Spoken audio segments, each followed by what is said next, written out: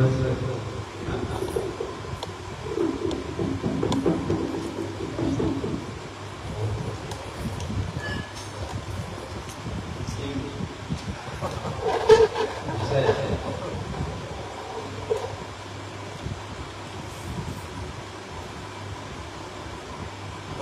च रोचयसि तदेव वदतु भवान्।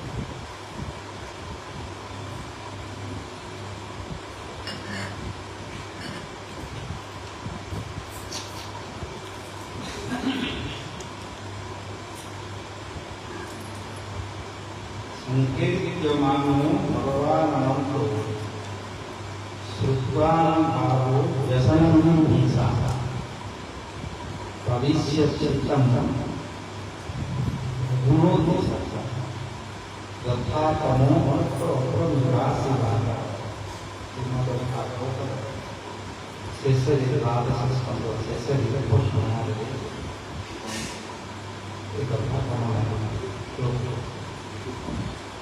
संकीर्त्यमानो भगवान अनंत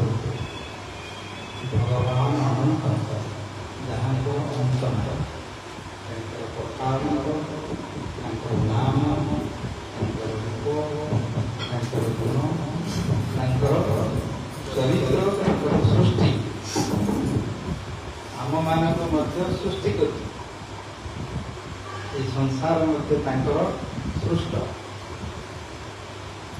अलग बहुत आंगिक आम मान से आमर प्रकृत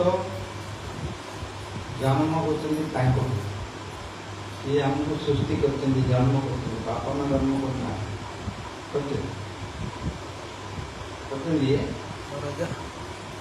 बापा माँ जन्म करते झगड़ा करते मोर पुराना तोर बोली के आगे जन्म करते बोलछन तो जन्म कर कौन बोलू नहीं बोलू कोई अब रोजगार को मिलेगा बोले नहीं कोई किसका नहीं है आत्मा जन्म ये नहीं मार गर्भर जन्म किंतु मार गर्भर बापा शरीर पुरुष शरीर रोचे मार गर्भरे 10 मास मात्र ये लिमिट किंतु बापा शरीर पुरुष शरीर के दिन केते मास रोचे हैं सबदिन रोचन महाराज सबदिन रोचे बापा जन्म लागो बापा जन्म नहीं बाबा जन्म तो যৌবন আসছে তো রোজন মহারাজ হ্যাঁ যৌবন যে তো আছে যৌবন নেই আসছে কথা কোন না সকালে রোজ বলে কোন সময় রোনি মহারাজ আর বুড়া আলু কেতବେଳେ রোজ বুড়া মোলা আলু কেতବେଳେ রোজ लिमिटेड के समय रोशन ले पुरुष शरीर को आत्मा प्रवेश करुଛି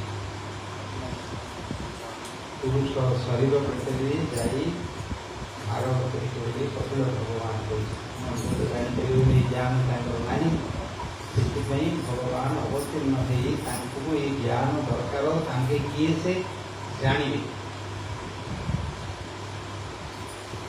किए से जानिले तो कर्तव्य करेंगे रूम नख चमड़ा आपको लेकिन मोर किंतु से वास्तव परिचय नहीं प्रकृत परिचय भगवान भगवत गीता लक्षण सब कहे किंतु तार गति केमती आत्मा रोचे ये वर्णना करते भागवत गीता कहले नैनं चिन्वन्ति सत्राणि नैनं प्रवति पावतः न चैनं वेदयन्ति आपो न दोषति मारुतः छिद्रयम् अपायम् अप्रेष्य उषश्चैव च नित्य सर्वगतः स्थानं वचो अयं सनातनः पहले तांगर लक्षण गुड़िक कही किंतु ये शरीर भितर केमती अच्छे गोटे सब कहीदे कहले शरीरटा हूँ गोटे वस्त्र बासांसी जन्ना यथा शरीर गोटे वस्त्र स्त्री शरीर हो पुरुष शरीर हो ପଶୁ ଶରୀର ହଉ, ପକ୍ଷୀ ଶରୀର ହଉ, ସାପ ଶରୀର ହଉ, ଦେବତା ଶରୀର ହଉ, ମଣିଷ ଶରୀର, ବୃକ୍ଷଲତା ମଧ୍ୟ ଶରୀର, ଏଗୁଡ଼ିକ ଗୋଟିଏ ଗୋଟିଏ ତାଙ୍କର ବସ୍ତ୍ର। ବସ୍ତ୍ରଟା ଯେମିତି ପୁରୁଣା ହେଇ ଛାଡ଼ି ଦେଇକି ଆଉ ଗୋଟେ ଯାଉଛନ୍ତି, ସେମିତି ଆତ୍ମା ଗୋଟିଏ ଶରୀର ଜୀର୍ଣ୍ଣ ହେଇଗଲେ ଅନ୍ୟ ଶରୀର ଛାଡ଼ି ଦେଇକି ଯାଉଛି। ଆତ୍ମାର ଜନ୍ମ ମୃତ୍ୟୁ ବୋଲି କହୁଛନ୍ତି। ମୁଁ ମୋର ବି କହୁଛନ୍ତି, କେତେବେଳେ କରୁଛନ୍ତି, କେତେବେଳେ ଖାଉଛନ୍ତି, ମୋର ମରୁଛନ୍ତି ମାୟାରେ ଏଇ ବସ୍ତ୍ରଟାକୁ ମୁଁ ବୋଲି ଭାବୁଛି। ବୁଝିଲେ? କୋଉଠି କେତେବେଳେ ନାଟକରେ ରାଜା ରାଣୀ ବେଶ କରିକି ଯାଇପାରୁଛନ୍ତି। ବୁଝିଲେ? ନାଟକରେ ନାଟକ କଲାବେଳକୁ ସେ ରାଜା ଭଳିଆ ଗୋଡ଼ ଗୋଡ଼ ପିନ୍ଧିକି ବେଶ କରିକି ଯାଇପାରୁଛନ୍ତି। ଯିଏ ଦେଖିଲେ ମହାରାଜ ଜୟ ମହାରାଜ ବିଜୟ କରୁଛନ୍ତି ବୋଲି ଗାଁଟା ବନା ହଁ, ଯେ ଆଉ ଯେଉଁ ଦିନ ଚାଲିକି ଶିଖିଥିବ, କେତେ ଦିନ ଲାଗିଥିବ, କେତେ ମାସ ଶିଖିବା ପାଇଁ, କେମିତି ପଢ଼ିବାକୁ ପଡ଼ିବ, କେମିତି ଚାଲିବାକୁ ପଡ଼ିବ, କେମିତି ବସିବାକୁ ପଡ଼ିବ, ରିହର୍ସଲ୍ କରିକି ଯାଇଥିବ ଯେ ନାଟକଟା ଦେଖେଇବ ନାଇଁ ସମସ୍ତେ ଅନଉଥିବେ, କରୁଥିବେ। ଦୁଇ ଦିନ ହେଲା ପରେ ଶେଷ ନାଟକ, ଯେମିତି ନାଟକଟା ସିନା ଶେଷ ହୋଇଗଲା, ବେଶଟା ବୁଲିବାକୁ ତାକୁ ପାରୁଛୁ ଆଉ ମୁଁ ଏ ବେଶଟା ପକେଇକି ରଖିବି, ସବୁବେଳେ ମୁଁ ରାଜା ହେଇକି ରହିବି। ବେଶଟାକୁ ପକେଇକି ଯଦି ରାଜା ହେଇକି ଯଦି ବୁଲିବାକୁ ଗାଁକୁ ଯିବ, ନାଟକ ଭାଙ୍ଗିବା ପରେ କ'ଣ ହେବ ତା କଥା? ତାକୁ ରାଜା ଆଡ଼ିଆ କହିବ, ଏବେ କ'ଣ ହେବ? ସୀତା ରାଞ୍ଚି ପାଗଳ ଖାନା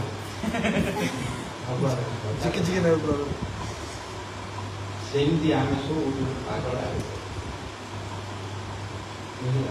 ଜନ୍ମ ହେଲା ବେଳକୁ ଶରୀର ବିଷୟରେ ଜ୍ଞାନ କି ଶରୀର କାହାକୁ ମିଳି, କିନ୍ତୁ ଶରୀର ନେଇକି ମୁଁ ବୋଲିକି କହୁଛନ୍ତି, ମୋର ବୋଲିକି କହୁଛନ୍ତି, ତାକୁ ନେଇକିରି ସଂସାର ତାକୁ ବିସ୍ତାର କରୁଛନ୍ତି, ସଂସାର ବୃକ୍ଷ ବୋଲିକି ତାକୁ ବର୍ଣ୍ଣନା କରୁଛନ୍ତି, ସଂସାର ସମୁଦ୍ର ବୋଲିକି ଅମୃତି ବୋଲି କହିଛନ୍ତି, ସଂସାରକୁ ତାକୁ ଅନ୍ଧକୂପ ଗୋଟେ କୂଅ ବୋଲିକିରି କହିଛନ୍ତି।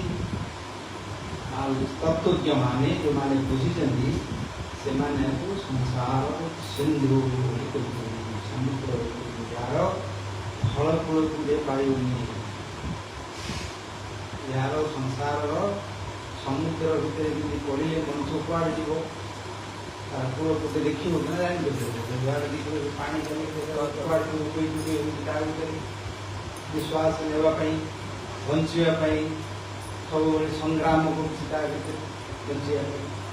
ରୋଗ ଶୋକ ମୋହ ତା ଭିତରେ ଭୟ,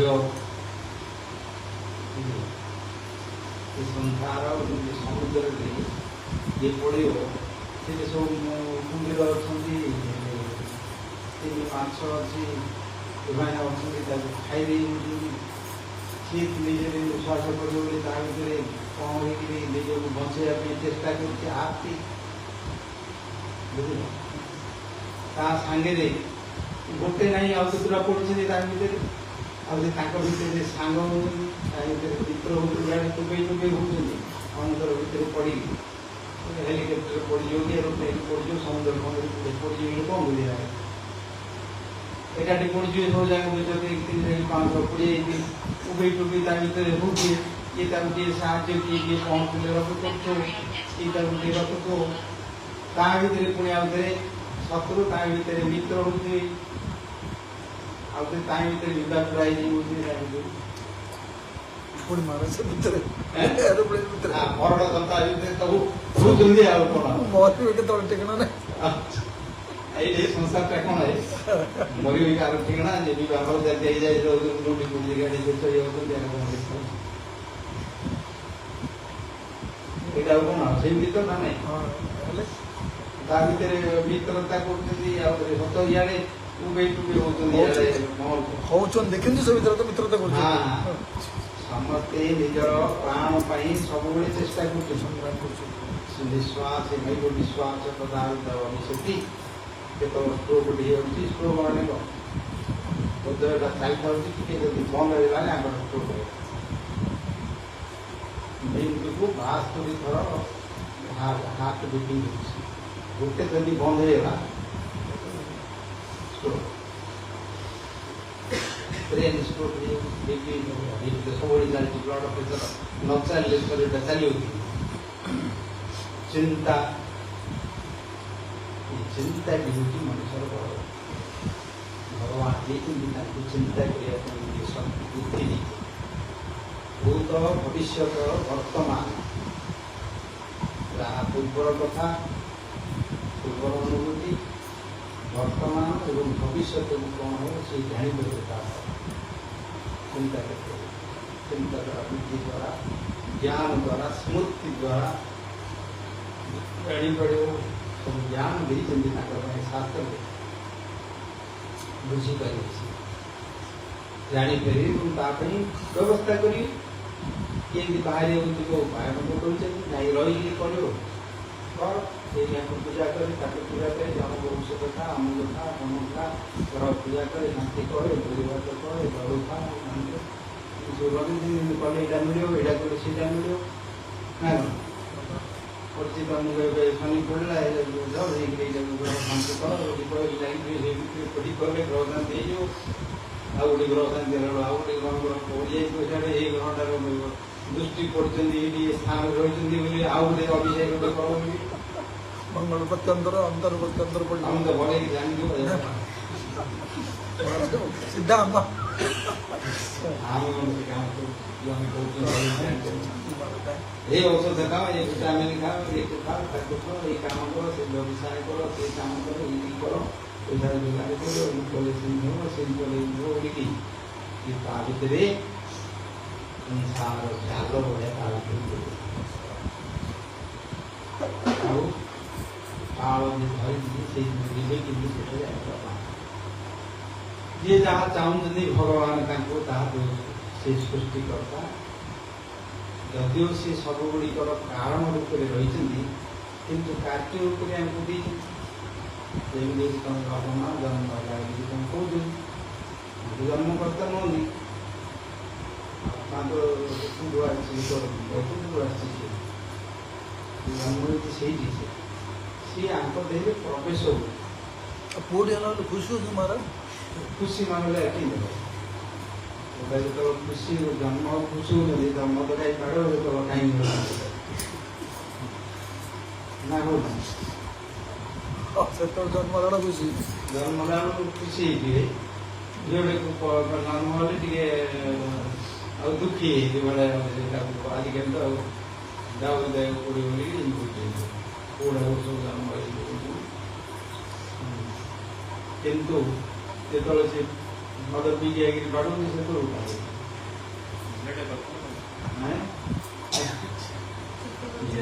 କେତେବେଳେ ଦୁଃଖ, କେତେବେଳେ ସୁଖ, କେତେବେଳେ ଆନନ୍ଦ, କେତେବେଳେ ଏ ସଂସାରରେ କିଛି ନିର୍ଣ୍ଣୟ ବୁଝିଲ। ଇଏ ଗୋଟେ ସ୍ୱପ୍ନର ନାଟକ ଚାଲିଛି। ଭଗବାନ ଯିବା ପରେ କଥା ଦେବତାମାନେ ଋଷିମୁନିମାନେ ବୁଝନ୍ତି ତସ୍ୱୀର ମୋହିତ ହେଇଯାଆନ୍ତି, ସେମାନେ ଜାଣିପାରନ୍ତିନି ଆର ବାସ୍ତବ ସତ୍ୟ। ସୁରୀମାନେ ମଧ୍ୟ ମୋହିତ ହେଇଯାଆନ୍ତି, ଜାଣିପାରନ୍ତି ବାସ୍ତବ କ'ଣ ସତ୍ୟତା।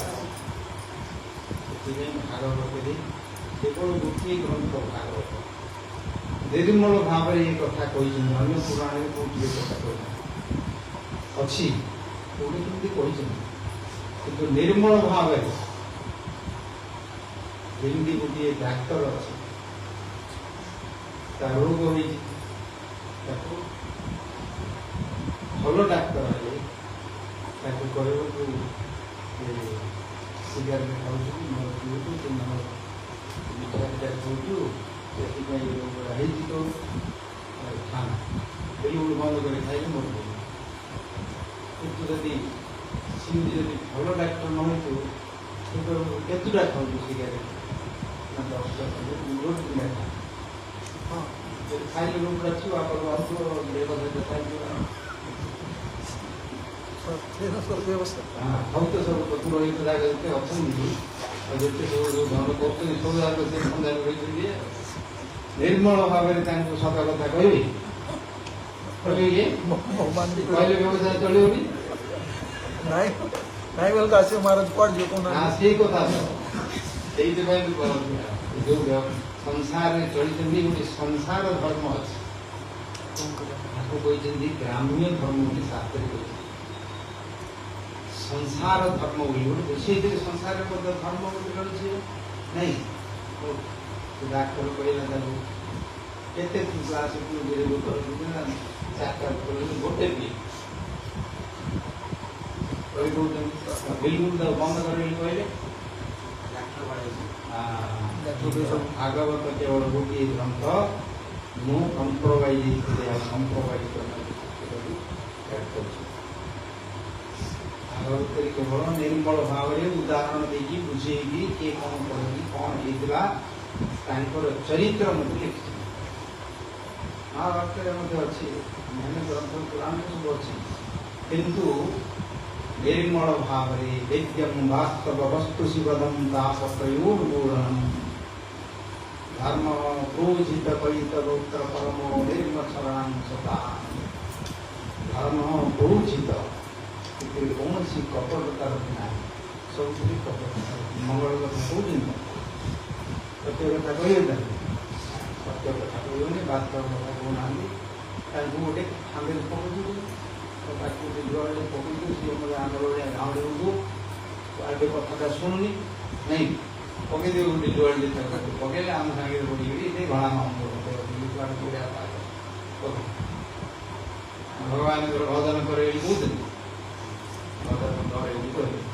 कहते पड़ी मरु जानते किंतु आगे कौन कहते कहीं कहना कहीं वाक्य सर्वे रखा कहीं कहना कौन ना टाइम गले पड़े ना सत कथा कहीं कहना कहीं माया संसार बोली कहते कहते पूजा बसी कहीं कहना ସେମାନେ ଜାଣିଥିଲେ ସିନା କହନ୍ତି ମହାରାଜ ସେମାନେ ଜାଣିନାହାନ୍ତି ଅଜ୍ଞ ଜାଣିନାହାନ୍ତି ବୋଲି କହିଲେ ସେମାନେ ଯଦି ଜାଣୁଛନ୍ତି ହଇରାଣ ହେଉଛନ୍ତି ସେମାନେ କିନ୍ତୁ ତାକୁ ଧର୍ମ ବୋଲି ଭାବୁଛନ୍ତି ଏଇଟା କରିବାଟା ଧର୍ମ ବୋଲି ଗୃହସ୍ଥ ଧର୍ମ ହଁ ଏଇଟା ଗୋଟେ ଧର୍ମ ବୋଲିକିରି ତାଙ୍କୁ କୁହାଯାଇଛି ସେଥିପାଇଁ ସେଇଟା ସେଥିରେ କହୁ କିନ୍ତୁ କେମିତି ଆତ୍ମାର ମୁକ୍ତି ହେବ ଏହି ବିଷୟ ତାର କେହି କହୁନାହାନ୍ତି ଭାଗବତରେ ପ୍ରଥମରେ ଭରତ ମୁନି ତାଙ୍କର ଶରୀରକୁ ବସେଇକି ଏ ବୃଷଭ ଦେବ ତାଙ୍କର ଜ୍ୟେଷ୍ଠ ପୁତ୍ର ଥିଲେ ଭରତ ଶରୀରକୁ ତାଙ୍କର ଯେଉଁ ଭରତଙ୍କର ଚରିତ୍ର କଥା ସେ 3 ଜନ୍ମର କଥା କହିଲେ ତାଙ୍କର ମୃଗ ହେଇନି ତାପରେ 3 ମୃଗ ଜନ୍ମ କହିଲେ आसक्ति बाहर आउे केमी चक्रवर्ती थे रोग हेले जड़ हो मान कौन से जड़ जड़ा जड़ा जड़ मान जड़ा जड़ा कौन जड़ा ना पार्टी फुल 3 जन्मर स्मृति चक्रवर्ती थे समस्त शास्त्रज्ञ थे तत्वज्ञ थे समस्त विद्या पाखे समस्त गुण था सब किंतु जो मृग ହେଇଗଲି ତାପରେ କଣ ପାଇଁ ହେଲି ଜାଣି ବହୁଟି ପ୍ରକାର ସଂସାର ସ୍ନେହ ମୃଗଟାକୁ ରକ୍ଷା କରିବା ପାଇଁ ଯାଇକିରି କି ପ୍ରକାର ପରିଣତ ହେଇଗଲା ସେ ସର୍ବସ୍ୱ ତାଙ୍କର ଛାଡ଼ି ଦେଇକି ରାଜ୍ୟ ଅମାତ୍ୟ आर समस्त राज्य छाड़ी चक्रवर्ती आसते तपस्या करते कायका रही गंडुकी नदी को नेपाल किंतु जो रक्षा करने तार परिणाम भी कौन है मृग ब्रह्मांड कला मृग शरीर प्रवेश कले प्रवेश होगले से जानिले पूर्व स्मृति आसला मृग को रक्षा करी रक्षा करने गले अनुग्रह कले अनुग्रह कले रक्षा कर छाड़ी ତୁ ରକ୍ଷାଟା କଲ କରିକି ଛାଡ଼ିଦେଲି ଆଉ ରକ୍ଷା କରି ଛାଡ଼ିଦେଲି ତାଙ୍କ ପ୍ରତି ଆସକ୍ତି ଆସକ୍ତି ହେଇଯିବାକୁ ସେ ତାଙ୍କର ମନ ତାଙ୍କର ସ୍ମୃତି ତାଙ୍କର ଚିନ୍ତା କରିକି ମରିଲେ ମରାଉ ତାହାର ଚିନ୍ତା ହେଲେ ସେ ମୃଗ ଚିନ୍ତା କରି ମାୟା ମମତା ସ୍ନେହ କି ପ୍ରକାର ବନ୍ଧନ ତାର ପ୍ରଭାବ କ'ଣ ସେଠି ଜାଣିପାରୁନା ଆମେ ଯାହା ଦେଖୁଛେ ଯାହା ଶୁଣୁଛେ ଯାହାକୁ ଭଲ ପାଉଛେ ଯାହା ସହିତ କରୁଛେ ସବୁଗୁଡ଼ାକ ଆମର ସ୍ମୃତିରେ ସବୁ ରେକର୍ଡିଂ ହେଇକି ରହୁଛି ତାର ରୂପ ତାର ଗୁଣ ତାର କ୍ରିୟା ତାର ଅଙ୍ଗ ଭଙ୍ଗୀ ସବୁ ଜାଗା ଆମର ସ୍ମୃତିରେ ମନରେ ରହୁଛି ନା ରହୁନି ମୋର ନା ରହୁଛି ନା ରହୁଛୁ ତମର କିଏ କାହାର ଭଲ କରୁଛ ନା କିନା ଦିନ କଙ୍ଗରେ ମନ ଚିନ୍ତା କରୁଛି ନା ସବୁବେଳେ ତା ରୂପଟା ତାର କଥାଟା ମୁଣ୍ଡାଟି ନ କଲେ ମନଟା ସମ୍ଭାଳିବ କେମିତି ଅଛୁ କ'ଣ କରୁଛୁ ଇଏ ହେଉଛି କ୍ରିୟା ସ୍ମୃତି ଭିତରେ ମନ ଭିତରେ ସେ ଯାକ ସବୁ ତାକୁ ସେଇଟା ଏକା ଆଉ ଜନ୍ମ ଦେବ ମନ ଆଉ ଦେଲେ ସେ ଲାଗିଯିବ ସେଟା ମନେ ପକେଇଲେ ମନ ପଡ଼ିକି ମନରେ ରହିଛି ସେଇଟା ଆସିବ ମନକୁ ଆଉ ମନରେ ଯୋଉଟା ନାହିଁ ସେ କେବେ ହେଲେ ମନକୁ ଆଇବ ମନ ଏବେ ତମର ଭାବନା କୋଉଠି ଯାଉଛି ମନଟା ନାମ ଗୁଡ଼ାକ ମନ ଯାଉନି କୁଆଡ଼େ ଯାଉଛି କୁଆଡ଼େ ଯାଉଛି ଯୋଉଟା ଭାବିଛେ ଯୋଉଟା ମନ ଯୋଉଠି ତାର ସମ୍ବନ୍ଧ ଅଛି କି ଦିଆଯିବ ଯାହା ପାଖରେ ସମ୍ବନ୍ଧ ନାହିଁ ସେଠିକି ଯାଉଛି ଯାହା ପାଖରେ ସମ୍ବନ୍ଧ ଅଛି ସେଇଠି ଏକା ମନ ନା ନାଇଁ କାହିଁକିନା ଅଛି ସମ୍ବନ୍ଧ ସଂଯୋଗ ଭାବେ ବନ୍ଧନ ହେଇକି ସାଙ୍ଗରେ ବାନ୍ଧି ହେଇକି ରହି ବନ୍ଧନ ଲାଗୁଛି ନା ସନ୍ଧ୍ୟା ହେଇକି ବନ୍ଧନ ନା ବନ୍ଧୁ ସମ୍ବନ୍ଧ ମାନେ କ'ଣ ଏ ସଂଯୋଗ ଭାବେ ବନ୍ଧନ ସମ୍ୟକ ବନ୍ଧନ ଭିତରେ ବନ୍ଧନ କରୁଛୁ ଦିଆ ନିଆ ହେବେ ସମ୍ମିଶାଣ ହଉଛି ଆଗ କଥାବାର୍ତ୍ତା ହବ ତା ଭିତରୁ ଦେଖା ଦେଖି ହବ ତା ଭିତରୁ ଦିଆ ନିଆ ହବ ତା ଭିତରୁ ବନ୍ଧାବନ୍ଧି ହେବେ ଆଉ ନାଇଁ ବାନ୍ଧା ହେଲେ ସେଇଠି ଏକା ଯିବ ମନ ଯାହା ସହିତ ବନ୍ଧାରେ ଅଛି ସେଇଠି ଯିବ ଆଉ କୋଉଠି ଯିବନି ଖାଲି ସବୁ ଲୋକ ଯିବ ସମ୍ବନ୍ଧ ଯୋଉଠି ନାହିଁ ସେଠି କୁଆଡ଼େ ସେଇଥିପାଇଁ ମନକୁ ଏଇଠୁ କାଟିବ ନିର୍ଗନ୍ଧ କୃଷ୍ଣ ସମ୍ବନ୍ଧୀ ସମ୍ବନ୍ଧରେ ତାଙ୍କୁ ମନକୁ ରଖିବା କଥା ଏ ସମ୍ବନ୍ଧକୁ ସେ ସମ୍ବନ୍ଧକୁ କାଟିବ ଗୁରୁ କରିବାର ଉଦ୍ଦେଶ୍ୟ ହେଉଛି ସେୟା ନାମ କରିପାରିବେ ଅଛି ନାମ କରିବେ ଗୁରୁ କରିବା କ'ଣ ଆବଶ୍ୟକ ଅଛି ନା ଏଇଠି ତମର ଗୋଟେ ସମ୍ବନ୍ଧ ସ୍ଥାପନ ଭଗବାନଙ୍କ ସହିତ ଲୋକଙ୍କ ସହିତ ପରମ୍ପରା ଭଗବାନ ସୃଷ୍ଟି କରିଛନ୍ତି ତାଙ୍କ ସହିତ ଆମର ସମାଜ ବନ୍ଧ ହେଲେ ମନ ସିଆଡ଼େ ଚିନ୍ତା କରିବ ସେ ତାକୁ ଇଆଡ଼େ ବାନ୍ଧିବାର ଅଛି ସିଆଡ଼େ ବାନ୍ଧିବ ସେଥିପାଇଁ ଏଇ ଯେଉଁ ଦଣ୍ଡେ ନିମିଷେ ରବେ ଦେଶେ ଶଙ୍କର କାର୍ଯ୍ୟ କହିଲେ କ୍ଷଣମପି ସଜ୍ଜନ ସଂଗତି ଗାଇକି ଆସିଲେ କୀର୍ତ୍ତନ କଲେ ଆରତୀ ଦେଖିଲେ ଏଇଟା ମଧ୍ୟ ରେକର୍ଡିଂ ହେଇ ରହୁଛି ନା ରହୁନି ଏଇଟା ମଧ୍ୟ ରହୁଛି ଯାହାର ପ୍ରଭାବ କ'ଣ ସେଇଥିପାଇଁ ସେଠି କହିଲେ ସଂକୀର୍ତ୍ୟମାनो ଭଗବାନ ଅନନ୍ତ ଭଗବାନ ଅନନ୍ତଙ୍କର ସଂକୀର୍ତ୍ତନ ସଂକୀର୍ତ୍ତନ ଅର୍ଥ ହେଉଛି ବହୁ ମିଳିଥିବା ସମ୍ୟକ କୀର୍ତ୍ତନ ସମସ୍ତେ ଭଗବାନଙ୍କର ପ୍ରାର୍ଥନା କଲେ ନାଇଁ ନାମ କଲେ ମନକୁ ବୁଝେଇଲେ ମାନସ ରାଧା ଗୋବିନ୍ଦ ଭଗବାନ କାହିଁକି ରାଧା ଗୋବିନ୍ଦ ଭଗବତ ସେଇଟାରେ ଆଉ କ'ଣ ଲୋକମାନଙ୍କର ପୂଜା ଏଇଥିରେ କଲେ ଏ ଯେଉଁ ରହିଛି ନଟ ଫୁଟ କହିଲେ ତେଜ ଫୁଟ ନାଇଁ ଏ ସଂସାରରେ ସବୁ ଯେଉଁ ରହିଛନ୍ତି ଫୁଟ କପଟରେ ରହିଛନ୍ତି ସମସ୍ତେ ସମସ୍ତେ ଘରେ ଯେଉଁ ରହିଛନ୍ତି ଫୁଟ କପଟ ନଟ ରହିପାରିବେ କହିପାରିବେ କ'ଣ ପାଇଁ ହେଉଛି ମହାରାଜ ଏଗୁଡ଼ା ସବୁ କଣ ପାଇଁ ହବ ତମେ ଜାଣିଛ? ପରିବାର ଲୋକ ଜାଣିଛ ନା? ନା ଆପଣ ଜାଣିଲେ କିନ୍ତୁ କୁଟ କପଟ ହଉଛି ବୋଲି। ଆମେ ଛାଡ଼ି ଦେଇଛି ସେଥିପାଇଁ ଆଇଲୁ ପରା। କୁଟ କପଟ ହଉଛି ବୋଲି କୁଟ କପଟ ହଉଛି ବୋଲି ଜାଣିଲେ କିନ୍ତୁ ଆପଣ ହଉଛି ବୋଲି କି ଜାଣିଲୁ? ସେ ଭାଗବତ ଲେଖା ହେଇଛି, ସୂତ୍ରରେ କହିଛନ୍ତି।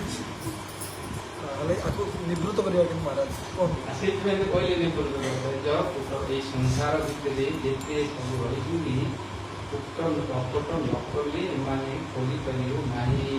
କଣ କୁଟ କପଟ? ଅସତତାକୁ ସତ ଭଳିଆ ତାକୁ ଦେଖୁଛନ୍ତି, ଆଟ୍ରାକ୍ସନ କରିକି ଦେଖୁଛନ୍ତି, ସିରିଆର ରୂପ କରୁଛନ୍ତି, ସିରିଆର ବେଶ କରୁଛନ୍ତି, ସିରିଆର ଅଳଙ୍କାର କରୁଛନ୍ତି। କାହିଁକି ଯାହା କରୁଛନ୍ତି? ଆକର୍ଷଣ କପଟ ମାନେ ଏଇଟା ମାନେ ସତ କପଟ ନା ଗୋଟେ ପକେଇବେ କାହିଁକି କପଟ ନା ଭଲ ସମୁଦ୍ର କିଏ ସେଣ୍ଟେଣ୍ଟ ପକଉଛ କପଟେ ଧର୍ମ ହେଇଯାକ ଦେଖିବି ହାଗ କରତେ କହିଲେ ହଉଛି ନିର୍ମଳ କରିଦେଇଛନ୍ତି, କହି ବୁଝେଇ ଦେଇଛନ୍ତି। ତାକୁ ଶୁଣିଲେ ମାନେ କଣ ସତ୍ୟ ବାସ୍ତବ ଏଇତ୍ୟ ବାସ୍ତବ ବାସ୍ତବ ଜିନିଷ କଣ ସତ୍ୟ କଣ ଜାଣିବ କହିଲେ ତାଙ୍କ ସାଙ୍ଗରେ ତମେ କରିପାରିବ। ଗୋଟେ କପଟ ଧର୍ମ ଭିତରେ ରହିକି ତମେ ବି ନିଜେ କପଟ ଭାବ କରିବାକୁ ପଡୁଛି। ଏ ସବୁ ଜାଗାରେ କପଟ ଭିତରେ ଥିବ ବାନ୍ଧିକି ପଡୁଛନ୍ତି। ତା ଭିତରେ କଣ ବାନ୍ଧିକି ପଡୁଛନ୍ତି?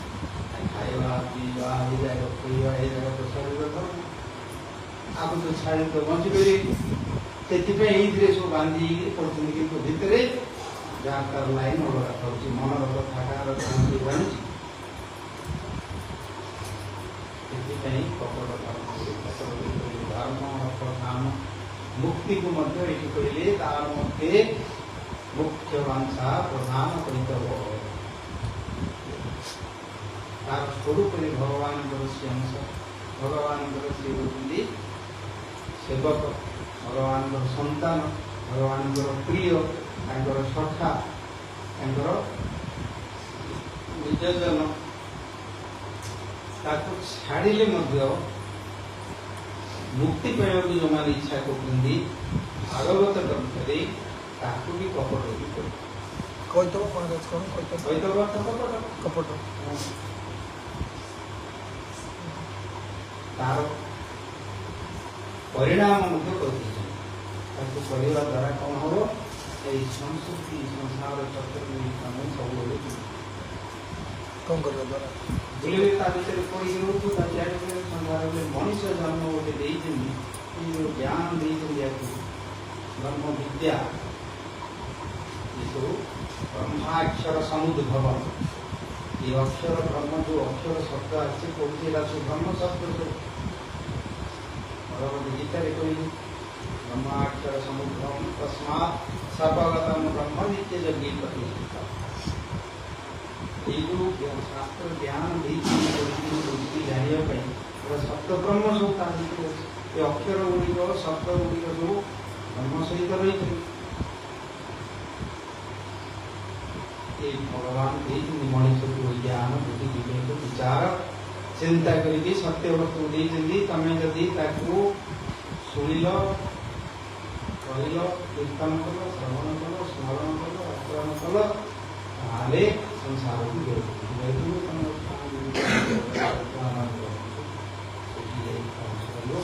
ମାୟା ଚକ୍ର ଭିତରୁ ବୁଲିପାରିବ। ମାୟାକୁ ଜାଣିବା ବଡ଼ କଠିନ। ବ୍ରହ୍ମାଦି ଏଇଟ ପର୍ଯ୍ୟନ୍ତ ସମସ୍ତେ ତାଙ୍କର ଏଇଠି ମାଳ ଚକ୍ରରେ ବାନ୍ଧିକି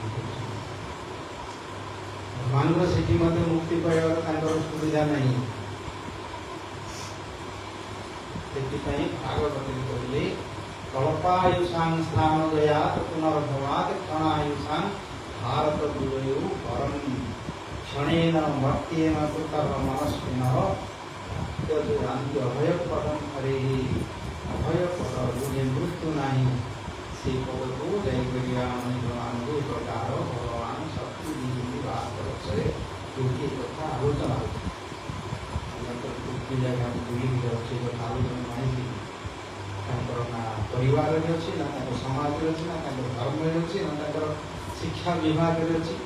ଏ ଅତ୍ୟନ୍ତ ବିଷୟ ଏ ବିଷୟ ନାହିଁ। ଭାରତବର୍ଷରେ ଏଇଠି এই ব্যবস্থা আছে, বুঝলি? ସେଥିପାଇଁ ତାର ଗୁରୁତ୍ୱ କ'ଣ ବୁଝିବା କଥା। ଏଇଠି ବ୍ୟବସ୍ଥା କରାଯାଇଛି କ'ଣ, ଯେତେବେଳେ ସୂଚନି ନିଜେ ସ୍ୱୟଂ ମନୁ ଯିଏ ମନର ମାନବ ଜାତିର ଯିଏ ପ୍ରଥମ ଆଦି ମାନବ ଯିଏ ଆଦି ଯିଏ ସିଏ ତାଙ୍କ ପାଇଁ ଗୋଟିଏ ସ୍ମୃତି ଶାସ୍ତ୍ର ତିଆରି କରି ଦେଇଛନ୍ତି। ଧର୍ମ ଚାରିଟି ଆଶ୍ରମ ଚାରିଟି ବର୍ଣ୍ଣ କଥା ଅଛି, ସେଥିରେ ବ୍ରହ୍ମଚର୍ଯ୍ୟ ପାଳନ କରିବ, ବିଦ୍ୟା ଅର୍ଜନ କରିବ, ତାପରେ ଇଚ୍ଛା ଅଛି ଯଦି ଗୃହସ୍ଥ ଆରମ୍ଭ କରିବ, ତାପରେ ସନ୍ତାନ ହେଲେ କ'ଣ ଯିବ ସ୍ନାନ କରିତେ ହେଇଯିବ, ବଣକୁ ପ୍ରସ୍ଥାନ କର। ତ ବଣକୁ ପ୍ରସ୍ଥାନ ବଣକୁ ପ୍ରସ୍ଥାନ ହେଉଛି, ନହେଲେ କ'ଣ ହେଉଛି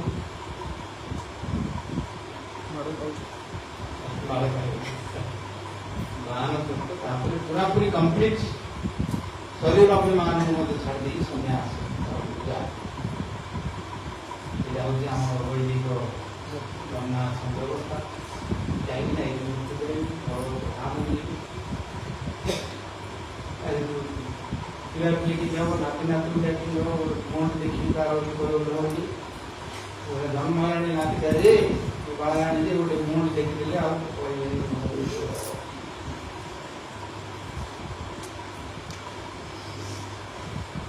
ସେଇଥିପାଇଁ ନିବୃତ୍ତି ନିରତ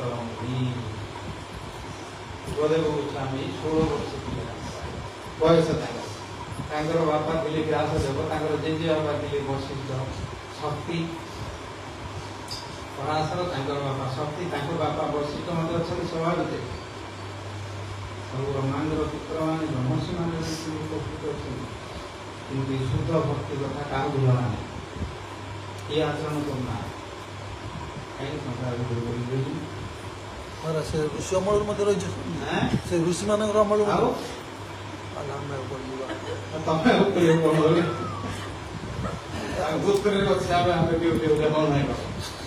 ଏ ଋଷି ମୁନି ମାନଙ୍କ ମଧ୍ୟ ଏଇ ଯୋଉ ଶୁଦ୍ଧ ଭାଗବତ କଥା, ସୁଖଦେବଙ୍କର କଥା, ସୁଖ ବ୍ୟଥା ଦ୍ରବ୍ୟ ସଂଯୁକ୍ତ ସୁଖ ମୁଖାଦୃତ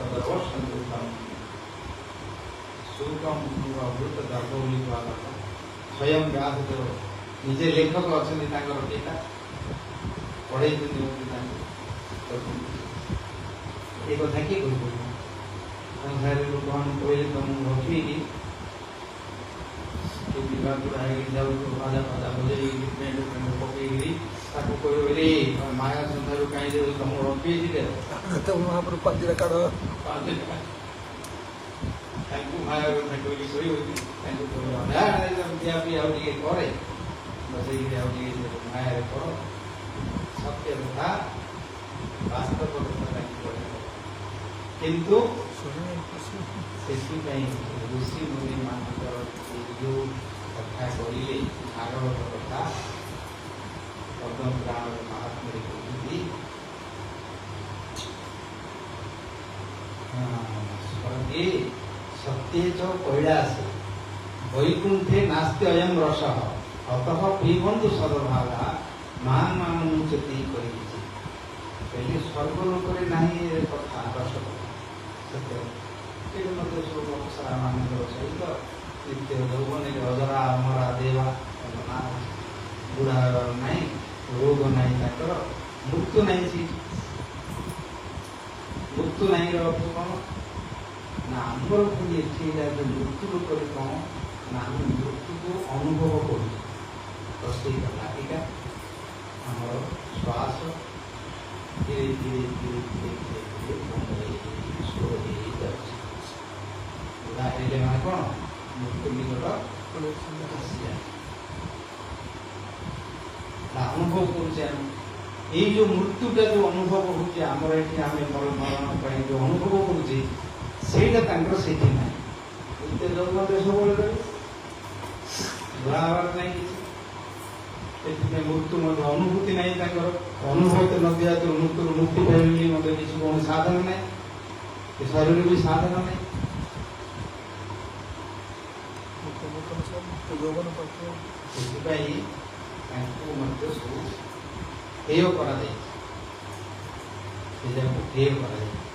ଯେଉଁ ଯଜ୍ଞ କରୁଥିଲେ ପୂର୍ବେ ବହୁତ ଅଶ୍ୱମେଧ ଯଜ୍ଞ, ରାଜସ୍ୱ ଯଜ୍ଞ, ତାପରେ ସବୁ ଚନ୍ଦ୍ରାୟଣ ବ୍ରତ, ଉତ୍ସାହନ ବ୍ରତ, ଏସବୁ ତପସ୍ୟା କରୁଥାନ୍ତି। କ'ଣ ପାଇଁ? ସ୍ୱର୍ଗ ଯିବେ। ଆଶୀର୍ବାଦ ଦେଉନାହାନ୍ତି। ଆଶୀର୍ବାଦ ଦେଲାବେଳକୁ କ'ଣ କହୁଛନ୍ତି? ଆଶୀର୍ବାଦ ଦେଲେ କ'ଣ କହୁଛନ୍ତି? ଧନ ଧାନ୍ୟ ପ୍ରାପ୍ତ ବର୍ତ୍ତ ବୋଲି କହୁଛନ୍ତି ନା।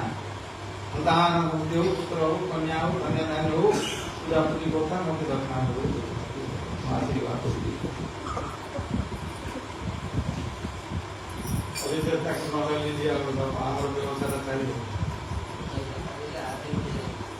ସେଥିପାଇଁ ଭାଗବତ ଚାଷ କରୁଛି।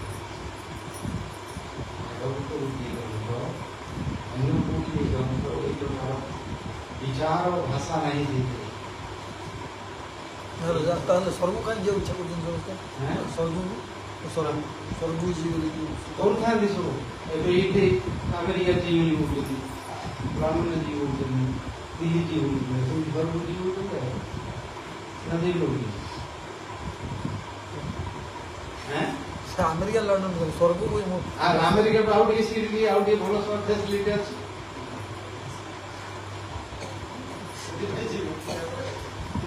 ଘର ଦ୍ୱାର ଛାଡ଼ିକିରି ସମସ୍ତଙ୍କୁ କାହିଁକି ଯାଉଛନ୍ତି? ଦିଲ୍ଲୀ ଯିବୁ, ବମ୍ବେ ଯିବୁ, ଏ ଗାଁ ଲୋକ ଦିଗ ପଞ୍ଜାବୀ କହୁଛନ୍ତି, ଦିଗ ପଞ୍ଜାବୀ ଭୁବନେଶ୍ୱର ଯିବୁ, ଭୁବନେଶ୍ୱର ଲୋକ ଦିଲ୍ଲୀ ବମ୍ବେ ଯିବୁନି, ଦିଲ୍ଲୀ ବମ୍ବେ ଯିବା ଲୋକ କହୁଛନ୍ତି ଆମେରିକା ଯିବୁ। ଆମେରିକା ଯିବୁ ସେ କୁଆଡ଼େ ସେମାନେ କୁଆଡ଼େ ଯିବେ? ଯଦି ବାହାର କରିଦେବେ ସ୍ୱର୍ଗ ଯିବେ ବୋଲି। ମୁଁ ତାଙ୍କୁ କହୁଛି ଭୁବନେଶ୍ୱର ଘର ଦ୍ୱାର ଗାଁ ଦେଶ ଛାଡ଼ି ଆଇଲ, ଏଠି ସବୁ ଚାକିରି କରି ରହିବ ନା? ଏଠି ରହୁଛୁ କି ନା ରହିବ? ଆମେରିକା ଲୋକ କୁଆଡ଼େ ଯିବେ ବୋଲି ବୁଝିବେ? ଆମେରିକା ଲୋକ କୁଆଡ଼େ ଯିବେ? ତାଙ୍କର ଅଛି ପୋତିବା ପାଇଁ। ଏଇ ଯୋଉ ପୋଡ଼ା ହଉଛି ସେଇଠି ପୋତା ହଉଛି। ପୋଡ଼ା ହଉଛି ସେଠି? ନାଇଁ, ତାଙ୍କର ଦେଶରେ ପୋଡ଼ା ଆମର ହିନ୍ଦୁ ଧର୍ମରେ ପୋଡ଼ା ଯେ ପୋଡ଼ି ବୋଲି ସ୍ପେଶାଲ ଅର୍ଡର କରି କରୁଛନ୍ତି। America last. ଆମେରିକା ଲାଷ୍ଟ ନାଇଁ, ସେ ଲାଷ୍ଟ ବି ଆଉ ଫାଷ୍ଟ ଶୁଣୁନାହାନ୍ତି। ଗାଁର ଲୋକ ହଉଛି ସହରକୁ ହଉଛି, ସହର ଲୋକ ହଉଛି ଦିଲ୍ଲୀ, ଦିଲ୍ଲୀ ଲୋକ ହଉଛି ବମ୍ବେ, ବମ୍ବେ ଲୋକ ହଉଛି ଆମେରିକା, ଆମେରିକା ସୂଚନା ହବ ଆମ ଲୋକ। ସେଇଟା ତ ହଉଛି ଆଉ ସେଇ ଜାଗା ଆମକୁ ଜଣା ନାହିଁ। ଏବେ ଯିବି ବୋଲୁଛନ୍ତି, ଚନ୍ଦ୍ରପୁରକୁ ଯିବି ବୋଲୁଛନ୍ତି, ମଙ୍ଗଳପୁରକୁ ଯିବି ବୋଲୁଛନ୍ତି, ସବୁ ଲାଗିଛନ୍ତି। କେତେବେଳେ ବାଟରେ ଖରାପ ହେଇଗଲେ ଗୋଡ଼ି ମାନେ ଯେହେତୁ ଭାଗବତ କରୁନାହାନ୍ତି, ଏ ଜ୍ଞାନ ନାହିଁ ତାଙ୍କର, ଆତ୍ମତତ୍ଵ ଜ୍ଞାନ ନାହିଁ। ମାୟା ଭାବୁଛନ୍ତି ଏଇଟା କରିବାର ମୋର ଗୋଟେ ଶ୍ରେଷ୍ଠ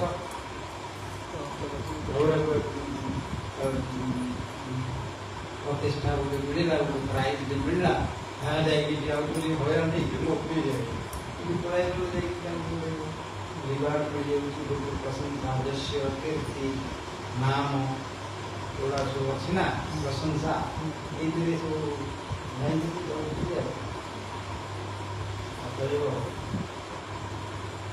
କହିଲେ ଭଗବାନଙ୍କର କ୍ଷଣମପି ସଜ୍ଜନ ସଙ୍ଗତି ଭଗବତ କରଣୀ ନୌକା, ଭଗବାନଙ୍କ କରଣୀ ନୌକା। ଗୋଟେ କ୍ଷଣରେ ମଧ୍ୟ ମୁହୂର୍ତ୍ତରେ ମଧ୍ୟ ସଜ୍ଜନମାନଙ୍କ ସାଙ୍ଗରେ ଯଦି ଭଗବାନଙ୍କର ସତ୍ସଙ୍ଗ କରନ୍ତି, ଭଗବାନଙ୍କ କରଣୀ ନୌକା, ଏ ଭବ ଅର୍ଣ୍ଣବ ସମୁଦ୍ରକୁ କରିକି ଯିବା ପାଇଁ ଗୋଟେ ନୌକା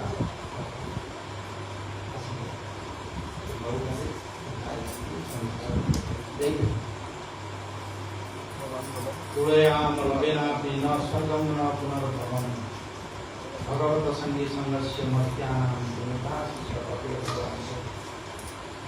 ଲବେ ମାତ୍ର ଅଳ୍ପ ସମୟ ମାତ୍ର ଯଦି ଭଗବାନ ଭକ୍ତମାନଙ୍କର ସଙ୍ଗ କରନ୍ତି, ତାହେଲେ ତାକୁ ଯଦି ତୁଳନା କରିବା ସ୍ୱର୍ଗ କିମ୍ବା ମୋକ୍ଷ ଇତ୍ୟାଦି ଯେତେ ସବୁ ରହିଛି ତା ସହିତ ମଧ୍ୟ ସମାନ ମର୍ତ୍ତ୍ୟବାସୀ ଲୋକମାନେ ମୃତ୍ୟୁ ଲୋକରେ ଯୋଗାଣ ରହିଛନ୍ତି, ମୃତ୍ୟୁକୁ ଅନୁଭବ କରୁଛନ୍ତି। ଏଇଟା ଗୋଟେ ବଡ଼ କଥା। ମୃତ୍ୟୁକୁ ଅନୁଭବ କରିବା ମୋତେ ସହଜ ନାହିଁ। ଏବେ କହିବି ତ ମହାରାଜ ଜାଣିଦେଲି ମୋର ମୃତ୍ୟୁ 7 ଦିନ ରାଜ୍ୟ ଫାଜ୍ୟ ଛାଡ଼ିଦେଲେ ସମ୍ରାଟ ଥିଲେ ଯୁଧିଷ୍ଠିର ମହାରାଜ କରି ସିଏ ହେଲେ ସମ୍ରାଟ। ଦେଶକଙ୍କୁ କରାଯିବ ତାଙ୍କ ପାଖରେ ଶତ୍ରୁ ନାହିଁ କରୁଥିଲେ। ଯେତେବେଳେ ଶୁଣିଦେଲି ସେ ଜାଣିଥିଲେ ସେ ଗୁରୁ କର୍ତ୍ତବ୍ୟର ଅଭିଶାପ ପ୍ରତିମୁକ୍ତି ହେଇପାରିଥାନ୍ତା। ଯେତେବେଳେ ସବୁ ଆସିଥିଲେ ସବୁ ବଡ଼ ବଡ଼ ବିଷ ହରଣ କରିବା ପାଇଁ ବୈଦ୍ୟ ଇତ୍ୟାଦି ସମସ୍ତେ କଶ୍ୟପ ଇତ୍ୟାଦି ଆସିଥିଲେ ବିଷୟକୁ ଛାଡ଼ି ଦେଇପାରିଥାନ୍ତା, ତାଙ୍କୁ ବି ରକ୍ଷା ବନ୍ଧନ କରିଦେଇପାରିଥାନ୍ତା।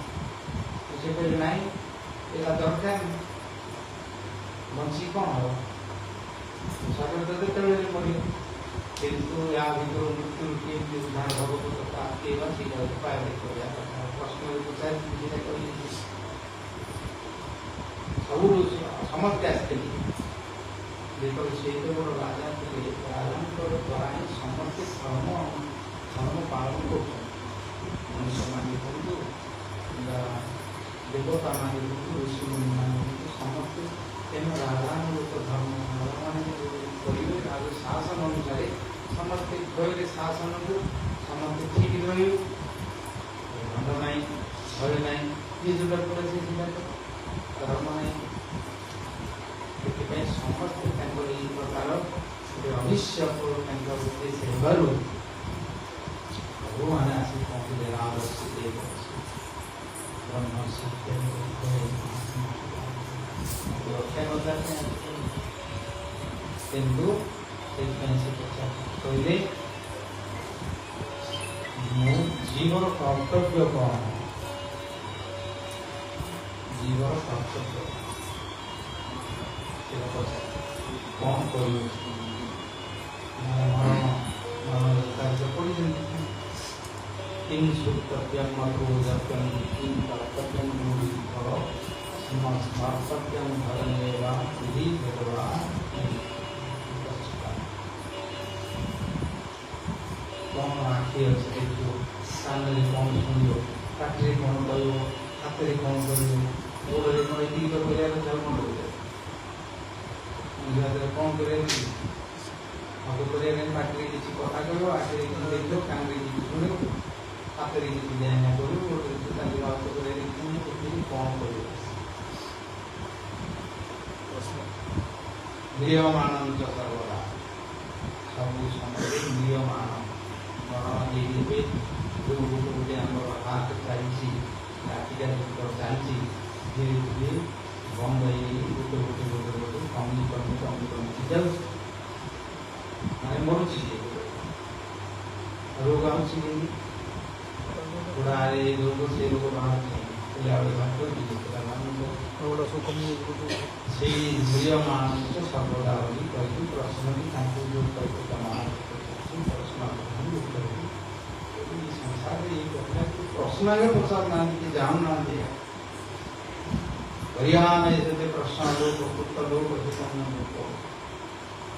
आत्मविद समता सौकर्य आदि आत्मा सहित संबंध रही आत्मविद संसार विषय सब जान आत्मा सहित आत्मा विषय जानना चर्चा करना करना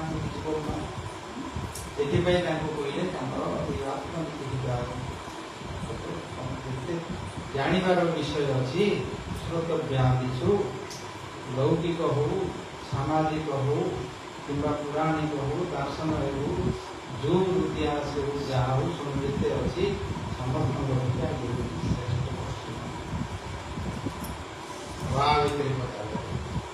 जिते सब काटे सब पढ़ी निखिल शास्त्र सब पढ़ी हाँ सब पढ़ी किंतु स्वानुभाव अखिल श्रुति सारम एकम अध्यात्मदीपम 33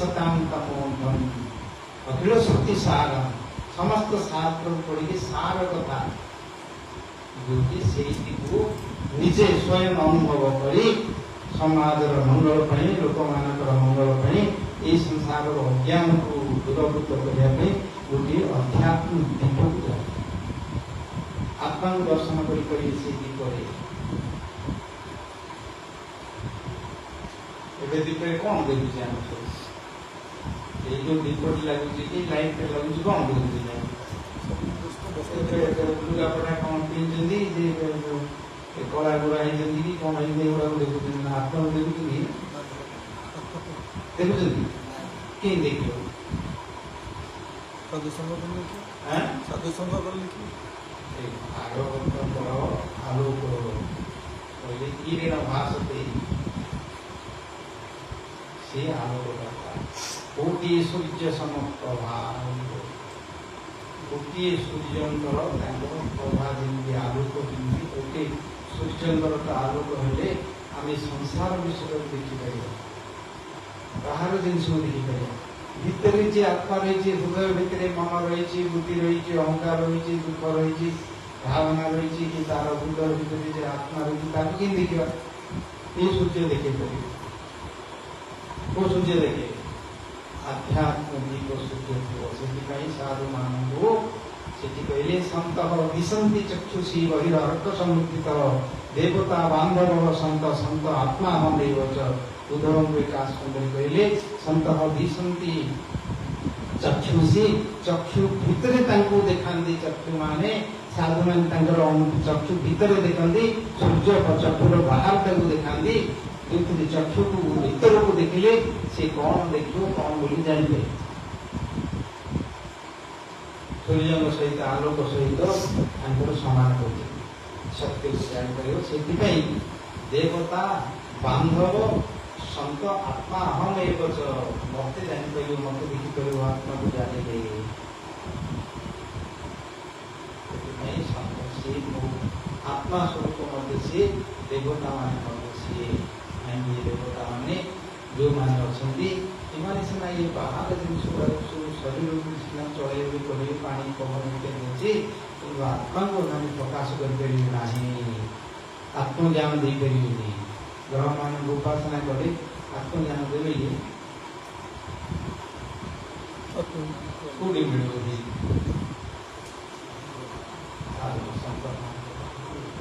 ସେଥିପାଇଁ ଭଗବାନ ନିଜେ ଏ କଥା କହିଛନ୍ତି। ଅତଏବ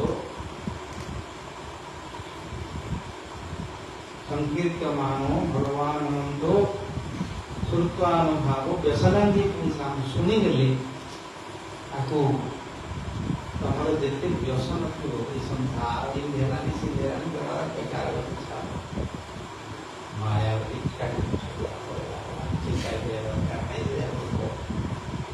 କ'ଣ କରିବ? ଛାଡ଼ି ଦେଇକି ଛାଡ଼ିଲେ କ'ଣ ମନ ରହିବ? କ'ଣ କରିବ?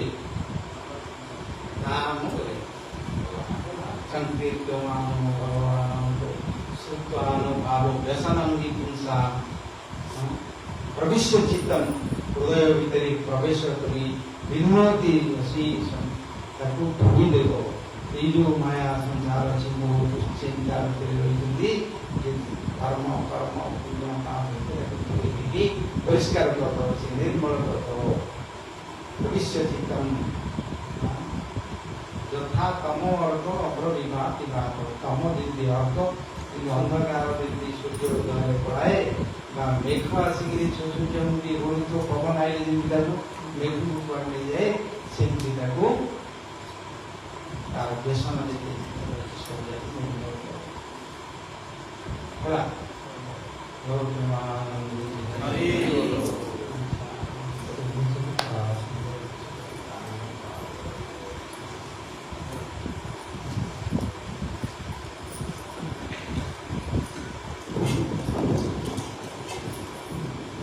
जय जय राधे जय जय श्याम, जय राधे जय जय श्याम, जय जय